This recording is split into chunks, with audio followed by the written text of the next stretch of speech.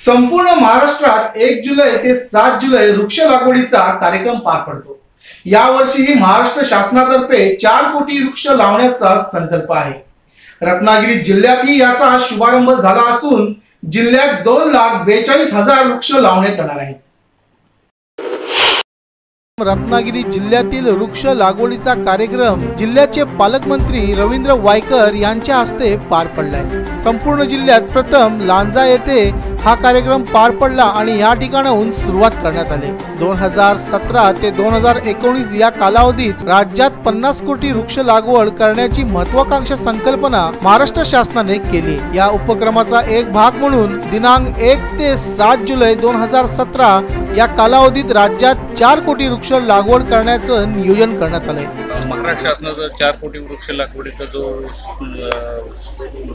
संकल्प आहे त्याच्यात लांजा तालुक्यामध्ये वन विभागामार्फत ग्रामपंचायतीनं प्रत्येक ग्रामपंचायतीला 364 रोपांप्रमाणे 21,840 रोपांचं उद्दिष्ट देण्यात आलेलं आहे।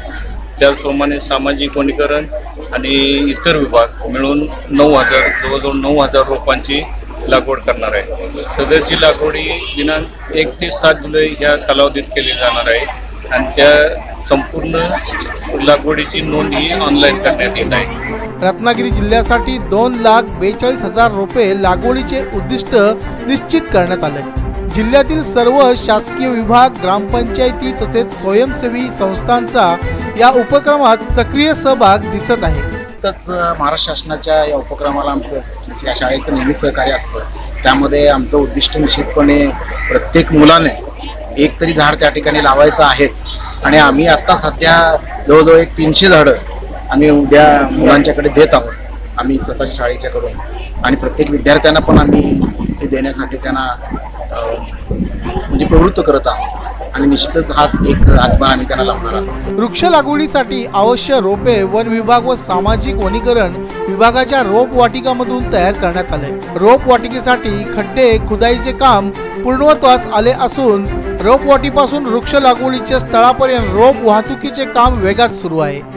रत्नागिरी जिल्ह्याचे पालकमंत्री रवींद्र वायकर यांच्या हस्ते लांजा येथे याचा शुभारंभ झालाय। आता 1 जुलै ते 7 जुलै पर्यंत रत्नागिरी जिल्ह्यात मोठ्या प्रमाणात वृक्ष लागवड करण्यात येणार आहे। Bureau report, Konkan live, Ratnagiri.